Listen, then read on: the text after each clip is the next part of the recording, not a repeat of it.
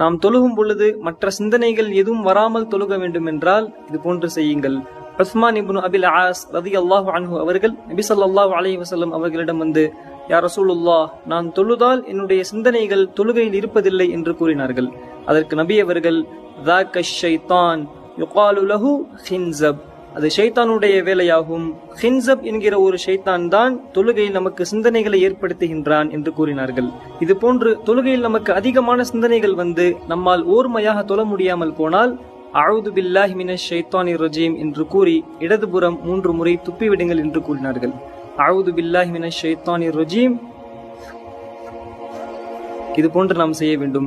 இதை நாம் அனைத்து தொழுகையிலும், ஃபர்லான, சுன்னத்தான, நஃபீலான அனைத்து தொழுகையிலும் நாம் செய்து கொள்ளலாம். நாம் தொழுகும் பொழுது உலக சிந்தனைகள் எதுவும் இல்லாமல் ஓர்மையாக தொழுது தொழுகையின் இன்பத்தை பெற அல்லாஹ் நம் அனைவருக்கும் உதவி செய்வானாக. ஆமீன் கூறுங்கள். அஸ்ஸலாமு அலைக்கும் வரஹ்மத்துல்லாஹி வபரகாத்துஹு.